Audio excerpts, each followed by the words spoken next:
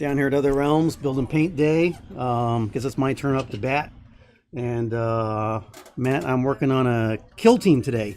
Nice. Yeah. So are these new models then? No, these are not. These are actually, I got some different models. I was kind of guessing as to what the kill team is going to be because the rules didn't release until officially today. We've got a preview that we're going to be doing down the road, so I'm really excited. Kill team coming up. So what I've got actually here is a couple of intercessors. As my first two guys here. We got this guy. He's from the Dark Imperium box set, Sergeant. I also believe he comes in the Intercessor box set as well too. And I'm not 100% sure about that. This guy here, he's a really cool fig. This is the 30th anniversary Intercessor that came out. So I did just a few little mods here and there, added the knife in, some stuff on the side. Again, I haven't actually had a chance to read the kill team rules yet, so I'm sort of guessing on equipment and the previews that GW had. But anyway, yeah, I mean, actually, we still got this guy in stock if you like him, guys. He's still available, 30th Anniversary Marine. And then my other two guys are from the Reaver box set. Again, a little bit of converting in there, just a little bit of posing doing for these guys. Those two guys, and these are the guys I'll work on a little bit. And then for my fifth guy, I decided to do something a little different. They said you can use scouts, so I said, "Oh, cool, let's have a scout." So this is from the Scouts with Sniper Rifles, but I dug out the area in his cloak over here, and you can see I actually put a Reaver head in there. Nice. So it sort of ties him in with the other figs, you know. So the bases are the pre-made bases that GW does, the 32 millimeter pre-done bases for Space Marines, what have you. Takes a lot of the work out of making your base and everything, you know. You see how long it took Jeff to make a base. We don't want to pull so another Jeff. I don't want to do another 5 stream. bases over here, you know. It's going to take forever. So, but anyway. Just make sure it's wet when you start to dry brush, and we're fine. Yeah. As long as I make it really muddy, I ought to be good. Right? It's like, I fixed it though. Look, guys. Anyway. He's over there fixing it right now. I love that. Well, we'll bring his sense of honor and dignity has been so intruded on. Yeah. I think we bring Jeff back over later on in the day, and he can show everybody. He's going to show it. He's going to do it. All right, so we're going to have Jeff's going to get his little second session in with you guys later today. It sounds like. Okay, sounds good. Anyway, so my process on these guys is, of course, I built them, primered them black. Kind of a funny story. I was airbrushing these guys last night to get the coats down. I got kind of excited. About midnight, I finished spraying a few different colors on. Right. And then I realized, I'm supposed to airbrush, do a demo for airbrushing today. And I realized I airbrushed all of them.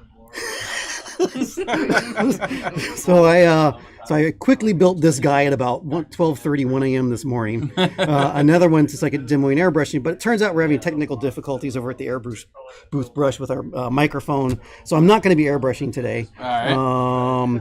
But just to let you guys know, it's basically about 4 different colors I laid down on these guys. So they started as started prime black there. And then we just come in with our airbrush, and so we start hitting different tones of gray.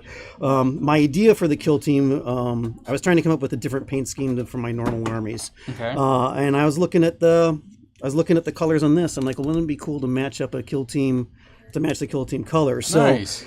The grays that I'm working on now are supposed to be sort of these grays that you're going to see in here. I don't know, can you see that on the camera there? You know. And then, of course, I'm going to pop everything out with an orangish, kind of this orangish red is what my plan is. Very cool. Whether it'll work on the miniature or not, we'll find out, you know. But that's my current plan for sort of a paint scheme, is this kind of grayish black with some orange pop-outs. When I do the eyes, I'll probably come up with something a little brighter, like a bright orange to a yellow, or maybe throw some red in there. Nice. And we'll just see how it goes. So that's why you're seeing these kind of grayish looking guys right now. So I come in and I do the basic colors I airbrushed in was we got the new Army Painter paints in, and I've never sprayed with them before, so I wanted to try them out. So these are my 2 base colors for the gray that I used. They blew really nicely out of the brush. I used a little good old flow improver mixed with probably about 1 to 2 drop flow improver to 5, 6, 7, 8 drops of the paints. And it blew out the brush really nicely, nice smooth coats. I then came in on top of that and highlighted a little with sort of a Cold Gray from Game Color Vallejo and Stonewall Gray, Game Color Vallejo, very lightly just on the top. So the effect I'm sort of going through is sort of that zenith highlighting. And I don't know if you can see that maybe one of the figures, maybe this guy's an example. So if you're looking at it from the top, you're seeing it's real light. The way you're lighting, if I turn it over and you look at it from the bottom, see how dark it is? Dark black, yeah. So I've already airbrushed in a whole bunch of shades and highlights in there. Right. Now, I know Don's doing zenith highlighting later on. yeah. I think he's doing it with a brush. I'm not sure. So I did this work for me with the airbrush. It's so much quicker. You can do brush work like this. It just takes longer. But this is just a nice quick way to do it, to get you sort of that zenith highlighting. And I'm already got my basic grays in here. So the next step that I'm doing then is after I've done that, and I started on this Reaver guy here. A little hard to tell. Let's see if you can see his leg or not. Where am I on the camera here? I don't. Can you see that? Not really well. Not super well. Maybe up top. Sure. Is that better? No. It gets a A little little darker. bit. Yeah, there you go. There you it's go. hard, There you go. Hard to tell because I'm painting gray and we got white and gray here, but basically coming in here with some shading and just starting to block things in. Adding my blacks in on the lines, darkening the gray. Eventually I want to get things really dark on the bottom and a little bit lighter on the top. You can see I came in already with some shading. Get this guy out of the way. And here it's a lot darker in here in this area underneath here, in here. So I've already come in with some shading in here. I came in with some shading around the skull to start getting it. Basically I'm letting the miniature do the work for me. And what I mean by that is I'm just letting the stuff go into the crevices on its own kind of naturally. You have to paint it in. You can't just splotch it on. Right. But what I'm using, my formula for that is I'm using the good old standby everybody loves, Citadel's Nun Oil. One of the best things Citadel Games Workshop's ever come out with, in my opinion. It's not really a paint if you've never used Nun Oil before. You can see it in the camera now, but you can see it's kind of almost slimy. And that's like a retarder in the paint. And you can see if I put it here on my thumb how translucent it is. So basically we're using this to add in shades to get those lines darker. And what I will sometimes even do if I want it even thinner, I'll get some on my palette here. I will come in with a little airbrush flow improver, which is basically just a half thinner, half retarder for paint. Does work a little differently than regular thinner. So I'll just come in, make my paint stay wet a little longer. Actually, I'm not sure if I want that because I'm trying to do different things here. I want it to dry quick, but use it for thinning. Again, we're gonna get a little bit on my brush. It's pretty thinned out. And we're just gonna start working it into the crevices on this guy. So let's see if I got okay, so here's this guy I haven't done any black shading in. This is so far just the airbrush that's been on here. So I'm just going to come in, work around the legs here. We're going to start letting it flow into the crevices and the creases, start darkening it up, getting some contrast. Always want contrast in miniatures. Thing about this stuff is that sometimes it'll look a little liney when you first put it on, and then as it dries, and you can see I got some up there on the top of that. I don't want that there. I'll just wipe it off. Start giving a little definition to the whatever these are, the metallic things in the back of the Reaver. And it's just a slow process of starting to shade it in. So I'm going to come in on this piece right here. And you'll see I'm not really painting with the tip of my brush, I'm painting with the edge of my brush. And as I pull the brush up, the paint tends to pool up in this area, and that becomes my darker area. So I'm pulling my shading into the shadow, so to speak. A little paint on here, so I'll do it again on this side. I'm going to pull that paint up and underneath there. And that's how you start getting smooth transactions. Now, the one stuff is about this, especially with the flow improver, it does take a little while to dry, so you got to be sort of patient. But we'll work on one area. Let's work on that piece that's right above there. You can see this a little better. So I want it to be lighter out here and darker in this area where the shadow is, if you're looking at them running. So I'm just going to come in, let's put some paint in here. Yeah, I got kind of a little more in there than I thought, but once it dries, I'm going to darken that in. Always clean my brush. If we've got a line that we don't like, just feather it out a little bit.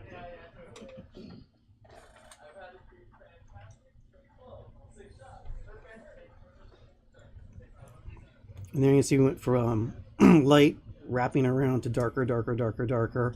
Fairly smooth transaction. Now you can do that. It's usually going to take more than one time to do it. It depends upon, you know, what level you're looking at painting. If you're painting for competition, if you're painting just for the tabletop level, you know, the more work you put into it, the nicer it's going to look. So let's come in on this leg. See if we can do some of the same stuff here. Get my brush wet again. What? Oh, whatever I said. Thanks, Jeff. You're going to trust Jeff on anything painting? Yeah. What have we learned today? Jeff is mud. Yeah, to make it more muddy. Jeff is mud. His name is mud. Now it is. So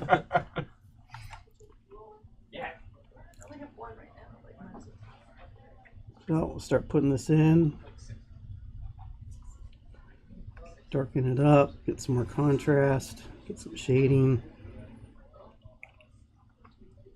This is what they use. And this is kind of considering a straight overhead light source type of a look? Oh yeah, sorry. Pretty much, you know, I'm going for sort of the lighter up here and darker down here. So yeah, light source. And also just to give it more of a 3D kind of look on the board, you know. I mean, this is kind of extreme right now. It'll get toned down as I add more stuff in there, and then we'll get that orange color in there to pop out of there, hopefully. Nice. But yeah, it's basically sort of a zenith lighting. I mean, I usually try to pay attention to that, but sometimes it's also just the way that the model's shaped and formed. Right. If something's sticking out that's kind of bulbous or whatever, I'll highlight it up, you know. Yeah. I'm not doing object source lighting. Okay. It's just more of a generic, just kind of downward lighting, and just to add depth and feel to the fig. Okay. So I know there's like, when a lot of people are starting out, I was actually given this advice where it's like, you know what, if you're the way that you're looking at it across the board, if you just want to at least start feeling comfortable with models, is to make sure that just the top half of the model is painted well, that it pops out like that, because no one really looks at the legs of a model. Yeah, I mean, to a certain extent, you know. Again, it's just a question of how much effort you want to put into it, you know. You know, whether you're even going to do any shading or not, you know. A lot of guys will just throw 3 colors on the board, 3 colors on the figure, and they put it up on the board and play with it. Yeah. So, sorry guys, I'm recovering from a cold, so my voice is a little had it here. So I don't even see it's starting to dry in there now, and we're starting to get that kind of faded look. I'll come back to this side and do it. That's pretty much dry enough to put another layer in there. And again, it's just my Nun oil, fairly thin down. You can see that's almost too thin down. I can barely see any color in that. I'm going to put a little bit more on my palette here for my brush.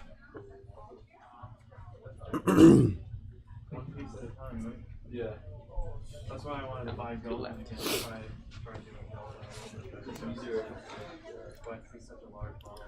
Come back in around this boot again. Especially like during assembly, like the paint doesn't come back up as well. Having Mortarian, put the Mortarian together. I'm like, I don't know why anybody would want to enter something like that big in a competition.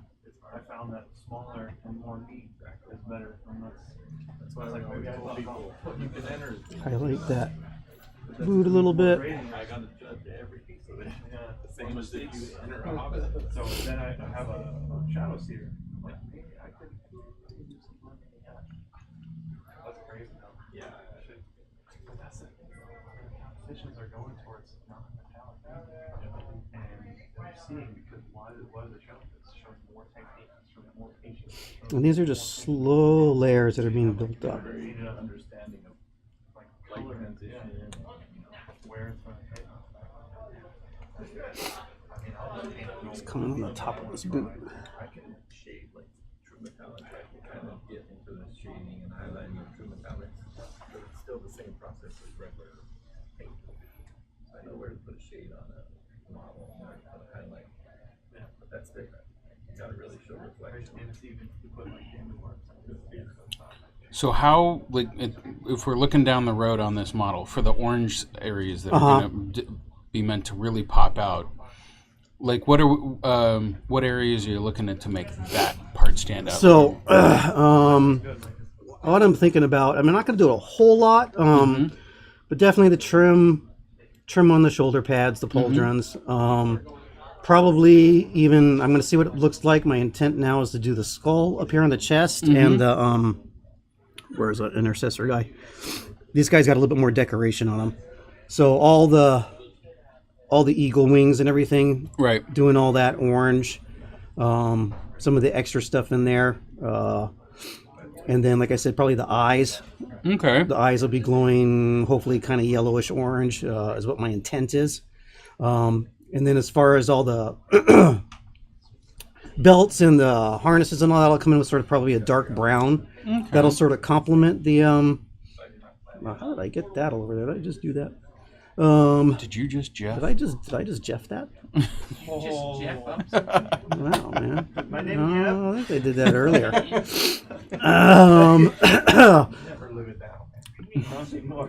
And then I'll come in, and of course all the gray is going to be highlighted too. I'll come in and pick out all the edges in a lighter gray, Right. for some more contrast on there and stuff.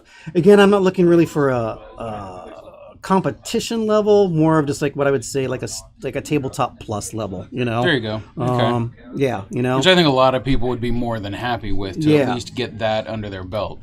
And then then to sort of complement that on these bases, I think I'm going to come in with sort of a rusty gray, rusty red, Oh yeah, kind of that'll complement orangish the base orange to as sort of well, complement yeah. the orange. So you'll have these darker, the darker gray guys, and surrounded by the orange. Anyway, that's my intent, and Excellent.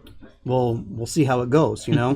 Now, is this? I know that painting like Space Marines, some people consider it a blessing, and some a curse for all the wide open, flat spaces. Yeah, I mean, it just depends upon whether you really like to paint or not. I think if you're a painter, you're gonna say, "Cool, I got open space." Yeah. I will probably also come in on top of these guys. I'm considering making them very battle damaged. So when I come in with battle damage, I love having a big, pauldron up here or something, or the top of the helmet that's open. Right. That gives you a lot of area. Yeah, to it work gives me a with. lot of area to do some battle damage in there, some Right. some scratches, some that kind of stuff. I always prefer my Next build and paint day, we should do a battle damage thing. That would be super well, cool. I'm hoping that maybe by next build and paint I'll have this squad done. And maybe I can bring it back out, and Nice. we'll take a look at what I did. I know next Friday night we're doing the midnight launch of Kill Team, Right. and we're going to be demoing the game and playing it down here from 9 until midnight. And then at midnight, people will be allowed to purchase their stuff and walk out the door with a new Kill Team. Very cool. So I'm even hoping that maybe at that point I will have a little bit more painting done on these guys, and we'll just see where we're at. Excellent. I don't think we're going to be streaming that, but I think we're going to film that. Is that right, Jake? And then put it up as a YouTube video afterwards Awesome. for the midnight launch. So, Yeah. Anyway, so that's my intent. And I haven't played with the oranges yet or anything, so that's why I don't have any orange over here. Like I said, I thought I was going to actually show you how I airbrushed the basic colors on these guys, but we had to switch things around. So you can see this guy, again, I don't know if you can tell or not in the camera. This guy's got more in-depth shading on his leg there than this guy does, because I've done a couple coats on this guy. And you can actually see even a couple little white marks in there. I was starting to come in with a little bit of highlighting to start picking up the edges. So that's basically what you're going to do on this, is through the whole armor on all these guys. Right. Yeah, it takes a little while. a lot of guys don't want to put this much effort into a thing, but like I said, it's a kill team. I'm not painting a whole army. Yeah, you can afford to spend a I little can more time. spend a little with bit of time on it, and honestly, for me, the painting aspect of the hobby is my favorite part of 40K. So There you go. But I'm really excited about Kill Team. Well, I think you were telling me before, this is Kill Team, you keep these characters. These are not like toss away type Marines, right? You carry them over? There's going to be different. My understanding is there's different forms of play for the Kill Team. Okay. I guess when they unbox it, they'll maybe talk about it more. But there's going to be a narrative play where they encourage you to actually name all your guys, name your Kill Team, come up with the background, and I believe you can. The data cards. There's blank data cards you can use. To keep track, and and they can develop from game to game. Apparently, see, that was my favorite part of the classic Necromunda set. I always I had my little squad of like 5-6 guys, whatever it was. Right. You can name them all up. I gave them all like names like, what was it? Zeus, Poseidon, Hades, and then Shotgun Al. That's awesome. Shotgun Al was my favorite. And you'll notice, and I did notice this, and I was watching. I can't remember if I was watching something on the Kill Team, or reading about it, but even though it's called Kill Team, when your character's eliminated, they don't say he's killed. Really? Yeah, they said he's gone unconscious, knocked out of action.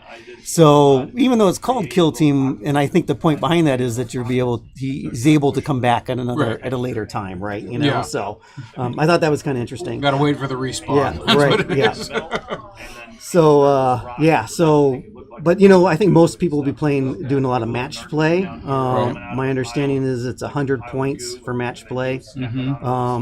Each of your guys, at least like these Space Marine guys from the kind of preview points that I saw, were roughly about 20 points each. Okay. So there's your squad of five guys guys. for 100 points. You get like a leader guy that you get to use, and then like a gun, like gunners. And then you got your regular guys. I noticed almost all the models that GW is using for this right now, there's of course there's no heavies, there's no elites, there's no HQs pretty much. Right. They're just pulling from the troops. And they're basically trying to pretty much use the same stats that you have in 40K. So it'll be a very easy transition. If you're, if you're playing 40K, then you already know most of Kill Team. If you're new, I think you're gonna. It'll be a good stepping stone to go from Kill Team to 40K, or maybe you just want to stay with Kill Teams. So I've been really digging mini games with a smaller model count. Yeah. So I might be jumping into a Kill Team. You never Yeah, know. I'm very excited about it. They say you can play a game in 40 minutes to an hour. Wow. All right. And yeah, That and sounds it goes, really yeah, good. Yeah, it plays on a small board. I think their idea behind that is that, hey, it's lunchtime. Throw the game out. Let's do a battle at the coffee table at the office or whatever. Yeah. Yeah, and then go back to work after you demolish your opponent or whatever. Because there was always that back and forth with 40K about what is this like a big competitive war strategy game, or is this beer and pretzels dice rolling type of a thing? Right. And I feel like certain editions of the game swung more one way or the other. Absolutely. I feel would like this agree with that. this might be a nice little way to appease everyone. Casually bring it back in, you know. And like you said, I like the idea of getting together with your friends, setting up a campaign, and being able to keep your characters from game to game. Yeah. And see what they do, or actually have maybe some rule where they actually do die, and then you have to bring in somebody new. And I could see us getting attached to our little guys.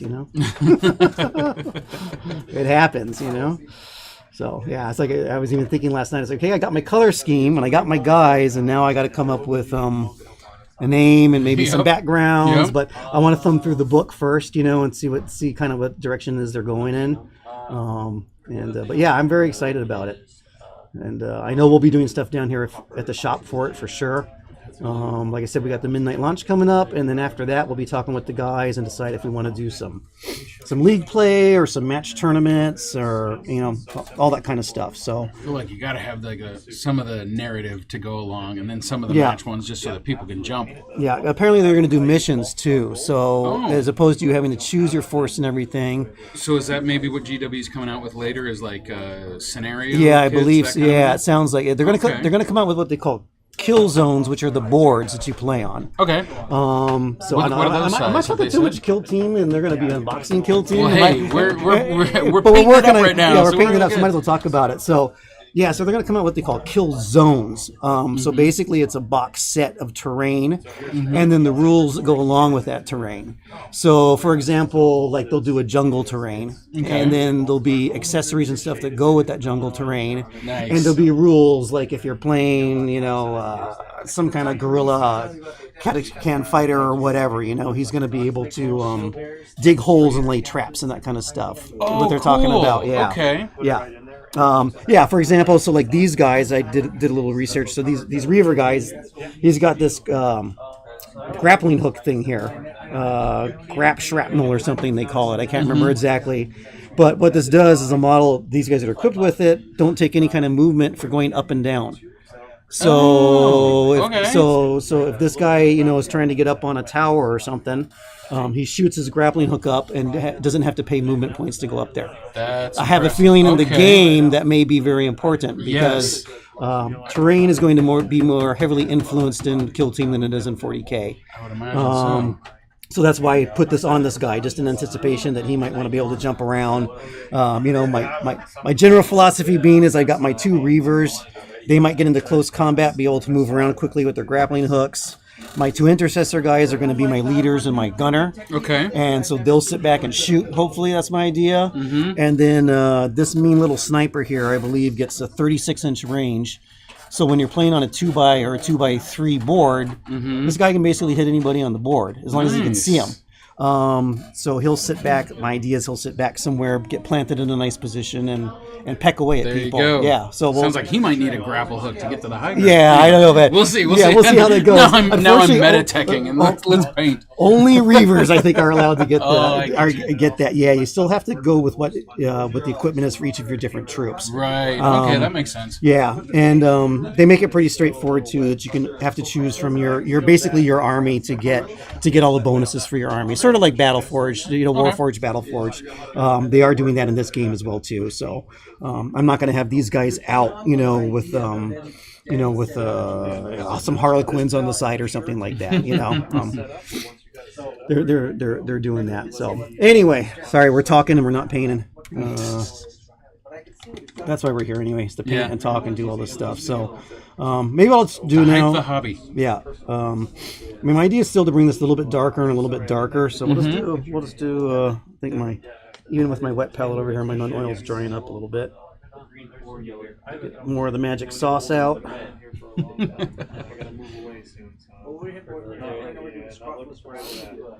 And let's see, maybe this will be a good example. So we'll switch over to this guy. So right now, that contrast that we've got up there in his skull and his head there is just from the airbrushing. Okay. So I've basically got almost pure straight non-oil, and I'm just going to come in with it and sort of lay it in, and it's going to just naturally fill in the gaps. As it dries, it'll sort of shrink down. So again, like I said earlier, I'm letting the miniature do the work for me. I'm not coming in and trying to paint each black line. I'm just sort of working it into the crevices and everything, adding some contrast, and let the paint and the model do the work for me. Because these are some really nicely sculpted guys. Got a little too much in that eye there, so I'll just pull it out and I'll bring it over to the side of the helmet here. A lot of the wines, a lot of your California wines, pretty much all of them will come from Napa Valley. And you'll see, like I said, as I'm pulling the paint, where I pull it, it pulls at the end. So I'm pulling that towards my shadowed area. Sort of feather that out there a little bit. So now you can see we've got sort of a cool, from light down to dark, Yeah. with just one quick kind of working it in there, Oh, okay. And then what I'll do is come back in after that dries. I'll come back in and highlight with some of the raised edges and everything. We'll sort of get that kind of that 3D effect, sort of metallic grayish is what I'm hoping it'll look like. Come in, we'll darken the back of this helmet a little bit in here too. Pull my paint back in. It's like a reddish orange. A little bit of fleck here from the airbrush. happens to the best of us. But I'll use the Nun oil to sort of cover up that fleck looking stuff. And it's supposed to be armor anyway, so a little texture in there and stuff doesn't hurt anyway. A preview of the battle damage to That's come. right. Yeah, yeah. That's always it. Like, I love painting up all my guys, but they do have the, especially anybody in armor, has a tendency to look like they are factory fresh. Right, and that's yeah. not realistic. Right. Like, I'm thrilled that I even got paint on the model, but I like the idea of putting battle damage on it. That makes it look so much more in character. Well, maybe I'll do that. My method to battle damage is fairly straightforward and simple. Yeah. So maybe I'll think about doing battle damage the next build and paint day when we're doing this. So I'm just coming in and darkening the back of this, smoothing out that. Again, a little bit of fleck in there from the airbrush. And you know, it's simple, it's subtle. You do too much at one time, and then you get what they call coffee staining, where you know it looks like somebody poured paint on there and stuff, and then the edges dried first. Well, that's why I just keep working on even this starting to dry. I'll come back in here and smooth it out a little bit more. And we'll look. So his top of his pauldron here. We definitely want to highlight this more in here. I mean, I'm going to paint this outer edge orange, but I still want to differentiate this piece from the rest of the shoulder. Right. And right now it's all bright in there because, you know, when it's airbrushing the light gray, it just filled that area in. So now actually what I will take is, this is actually an ink I have on here. Very similar to the Nun oil, but it does work a little differently. It's got a little bit more pigment in it, a little different consistency. We'll see how this works. I'm actually using the Scale 75 Intense Black ink on my wet palette over here. And I got some in there, and let's just see what happens when we come in. So I'm going to lay this in here a little bit. There we go. We just added some. A little can go a long way with Yeah, that. little goes along, especially when you're doing, you know, this is kind of like black and white almost, even though it's actually different. It's actually different shades of gray. Right. Yeah, little goes a long way, you know. And again, I'm letting the model do the work for me, you know. Yeah, see, made a mistake. We don't want that up there, even though I'm going to repaint that anyway. And you know, but you know, let's say I did that. Oh, we don't want that there. You know, I made a mistake, so just there you go. Feathered, fixed. There you go. Finger fix. You know. You know, sometimes what I'll do too, haven't done it, is I'll keep another brush. Actually, I have another brush over here, but I'll get a bigger brush than this. Have it slightly damp, but mostly dry. So if I make a mistake, I can just come in with my brush and take the paint off. Oh, okay. That's good. You know, or I'll have a paper towel or something like that. But generally, fingers work pretty good too. You know, so. Come back in again. That dried. A little bit more dark in the corner. Pulling back into the darker part of the shoulder pad. We'll get a little bit more paint in here.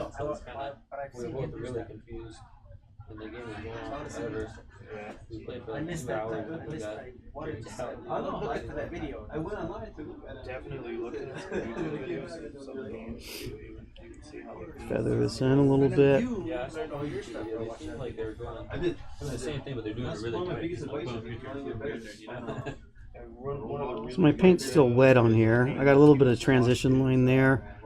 Tabletop Tactics. So I can feather it out a little bit. Tabletop Tactics, Mini Wargaming. The Glacial Deep is another cool guy to watch. He's a guy. I'm going to take all the paint off my brush, or the ink actually. My brush is still damp, fairly damp. And now if I want to get rid of that line, I can sort of come in. Too much water in there. Again, too much water. Make a mistake. Paper towel. Everybody else is just copying off of that guy. There we go. There we go.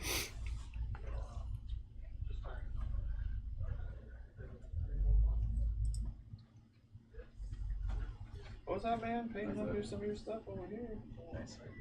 I gave you a shout out while I was doing the stream. Oh, I was like, yeah, I got some So I don't know if the camera can pick that up or not, but we're just getting that sort of transition from light to dark with the line in there. It's on Twitch.tv/otherrealm.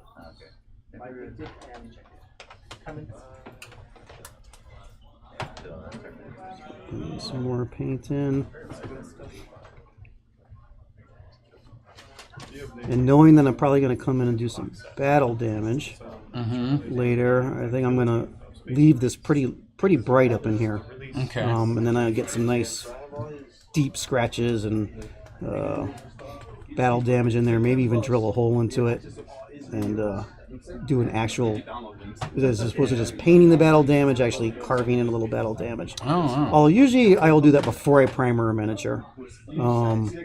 Come in and add, you can do lots of battle damage with an X-Acto knife. It can be pretty destructive on a plastic miniature, And,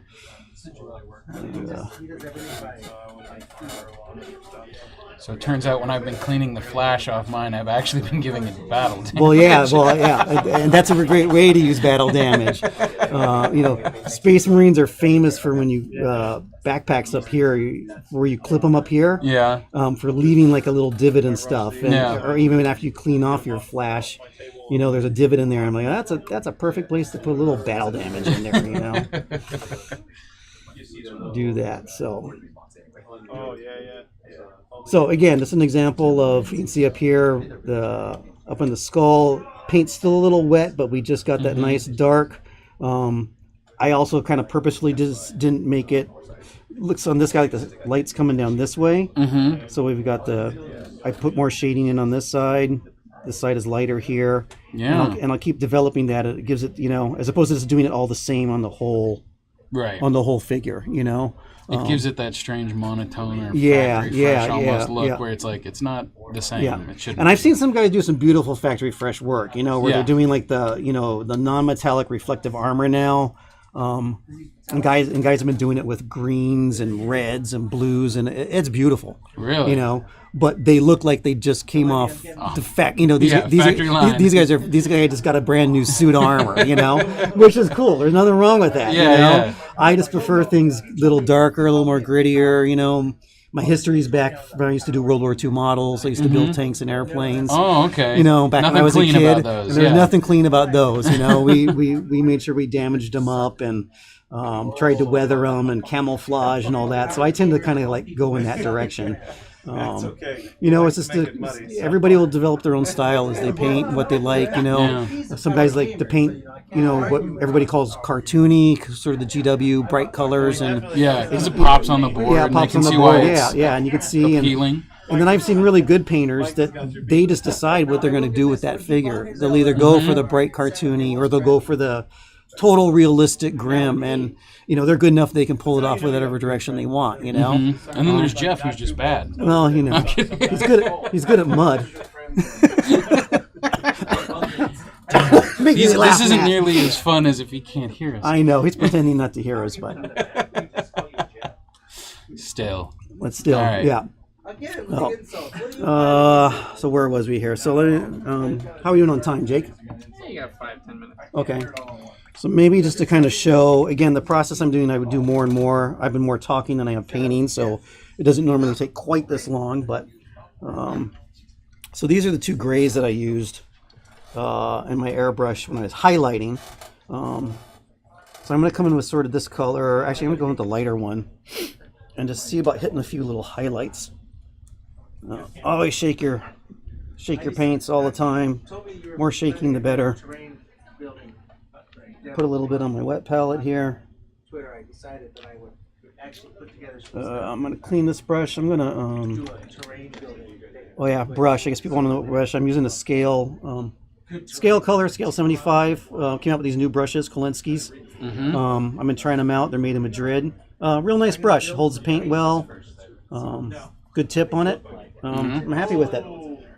Before that, I've been my go-to brushes for a while have been the Raphael's. Okay. Again, another Kolinsky hairbrush. What's it made of? Kolinsky, man. I'm not supposed to talk about it. No animals are hurt when they make Kolinsky brushes.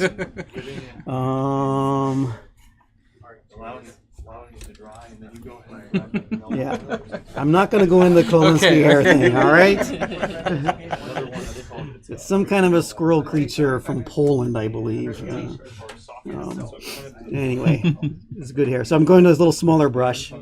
I got my paint out here. get some water in it. We're gonna thin it down. Too much, but I mean, they tested A little too much paint on my brush there, so let's take it off. pretty good. Again, I want it somewhat translucent, coming off.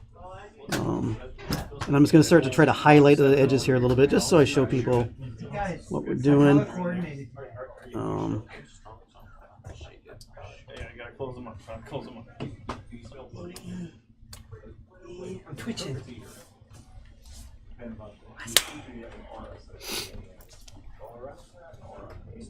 I'm using the edge of my brush as opposed to the tip of my brush. Kind of both there, but easier to get the little lines in there to sort of start highlighting stuff. And is this still thin enough to pull towards areas where you'd want it to pool, or Yeah, are we it doing is. more of Like, we'll take this teeny little square here. Let's see if I can. I'll actually paint the whole thing, and then try to pull the paint towards the front. Yeah, that's sort of worked, but Yeah, I really recommend the GW Nalock oxide. as you can see there, Mhm. this isn't real smooth up here. Really easy, forgiving to paint on. I'm actually thinking I might have a bit too much contrast here with this color coming back in, but that's all right. Just people get the idea. Really quick and then around really quick too, so you can move on. Much more.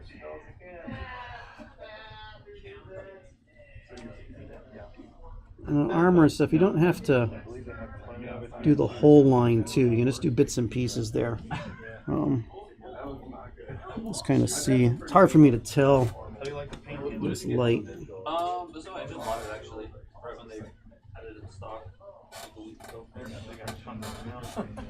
Yeah. One time I was downtown. This guy, girl came in, and this girl she's just like fell backwards to her. I don't think the guy knew her. Oh. But he caught her and he tried to get her to sit down, and she was just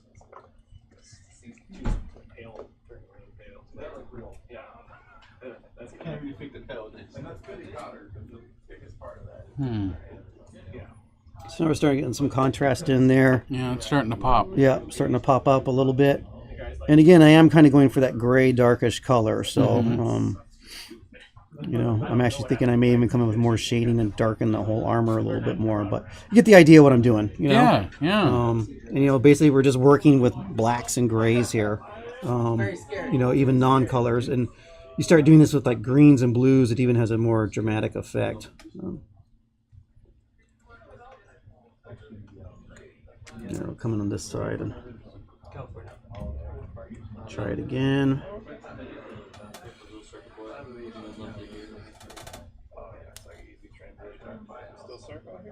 Play with the circle a little bit.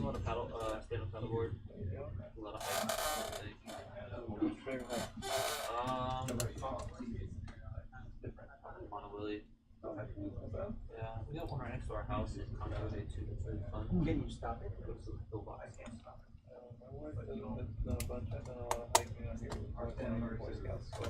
My wife likes the Kaliki Ice Pond.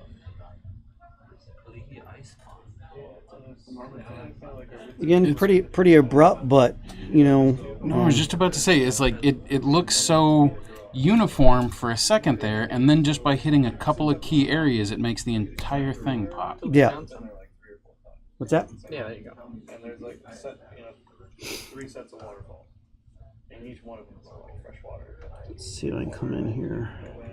I think what's kind of amazing to a lot of people like me when starting and learning more of the tips and tricks is like you think, okay, this character's gonna have like black armor, and it's dealing more with non-blacks to make it look like black armor. Yeah. And that's the part that always kind of got to me, that like it was a hard reversal of thinking. Yeah. For a little while there. Basically, black and white. Painting black and white, you're really not painting black and white, because otherwise there's no shading, no color to there's it. Nothing to it. Yeah. You learn that part real quick, and then yeah. you start to go, how did they make it look right? Yeah. So guys will do different things, you know, to to do that. Black. A lot of the common things is it's actually they'll mix blue in with their black, and it'll look black. And you can come back in with pure black washes or inks to get that black look. But you're actually going to highlight up into grays and the blues, or you can highlight up into greens if you want to for a different, more spooky look. Or I chose to go with more highlighting up with more of these kind of khaki grays. So it's very hard to paint straight black or straight white. It's just not going to look right. When guys paint white, they're usually going to come in with a light cream color or a tan, and then go up from there. Right. And then your final actual highlights and end highlights and everything are going to be your true white on there. So black and white are hard colors to paint. Some of the other colors tend to blend themselves a little more easily when you're painting. So greens and blues. But that's all part of the painting. Painting's always about doing it. The more you do it, the better you're going to get. So there you go. Give it a try and stuff. So I know you can see the effect I'm going for there. Yeah. It's kind of boring to sit here and just watch me highlight stuff and edge things, but get the intent. And again, this is I've not done this color scheme before. These are new colors for me that I'm playing with. First time I've been using the Army Painter paints, but I'm really happy with them so far. And even these are new colors for me too, the game color. And I'm painting with them because we're stocking them here at the store now. So you can come in and get them. We've got them available. So, but I gotta try it so I can let my customers know, how I like it and how it works and everything. So, but there we go. That's what I'm working at. How are we doing on time, Jake? That's about good. Good to go, or Yeah, I'd say here and keep talking about Kill Team and that stuff. But